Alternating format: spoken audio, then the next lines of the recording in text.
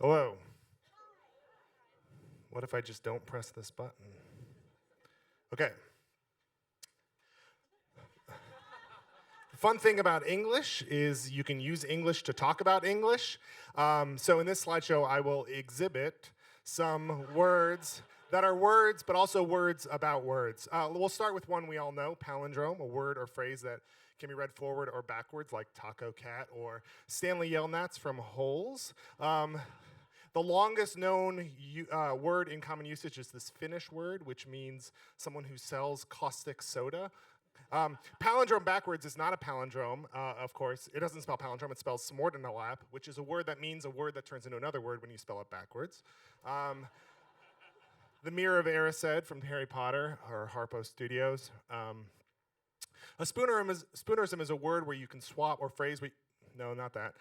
You can swap two sounds in the phrase to get a new sound, or a new phrase, like that. Or the Lord is a shoving leopard. This is named after Dr. Spooner, who commonly did these things. This is no, that's eponeme. Eponym is a word that is named after someone, like Spoonerism, or guillotine is named after the Dr. Guillotin who promoted it, did not invent it. A caponym, speaking of nyms, here's a pole using a pole. That's a word that can change its meaning when it gets uppercased. For example, if Chance were to perform Hamlet in Mandarin during Lent, he might also give you a Mandarin orange by chance in a small Hamlet. A retronym is a word or a title that changes over time. For example, this is the original poster for Star Wars. It does not say A New Hope on it. Plain M&Ms, World War I, regular coffee, acoustic guitars, these are all retronyms. A backronym is a word that gets, or an acronym that gets retrofitted into an existing word. Even the word acronym has been backronymmed. You may have heard that Adidas stands for All Day I Dream About Soccer. That is a backronym. Save Our Ship, SOS, that's a backronym. An eggcorn is a word, a malapropism. It sounds like something else that makes a kind of sense, like acorn. If you think about it, might sound like eggcorn. You could get confused.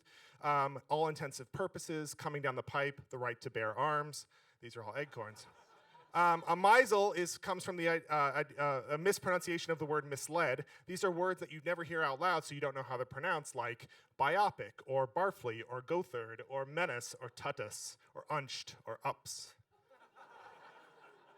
A Mondegreen is a kind of Mazel that is purely in lyrics, so like, hold me closer, Tony Danza, or excuse me while I kiss this guy, or Creedence singing about the bathroom on the right. Super vocalics are words or phrases that have every single vowel in them once. Here you see a mustachioed Julia Roberts holding Cointreau while playing the tambourine. Perhaps off to the side, Ben Collins Sussman would be playing banjo. All words can be sorted into two categories. They're either heterological, which means they don't describe themselves. That's almost everything. Or autological words that do describe themselves, like word or polysyllabic. Where it gets super interesting is, where do you sort the word heterological? If heterological describes itself, then it's autological, which means it's not heterological. But if it's autological, then it's heterological.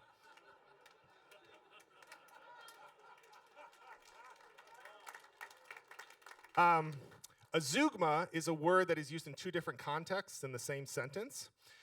So for example, my uncle passed potatoes, then gas, then away. Mark Twain used this in Tom Sawyer. He said, they covered themselves with dust and glory. A false friend is two words that sound similar in different languages but don't actually mean the same thing. So like you might see the word embarazada and think, oh, that means embarrassed. Well, no, it means pregnant. Avergonzado is the word for embarrassed. A snow clone is a repurposing of a familiar linguistic structure, like X is the new Y. It's used often in memes. It comes from the trope that Inuits have dozens of words for snow, and using that as a template for other ideas. A crash blossom is a headline that is grammatically correct, but is incredibly difficult to understand.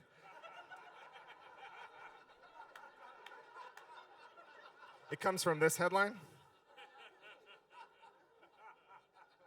A portmanteau are two words that get combined together into another word, like mansplaining or craisins, which don't stand for crazy raisins, they stand for cranberry raisins. Anyway, there's a website now that lets you make your own, like Koalagarchy. And of course, there's a word to describe this interest in words, which is this word. If you fancy yourself a logo logician and you aspire to be one, you can seek me out. Or better yet, seek out Erin McKean, who has written books on this topic. She is here.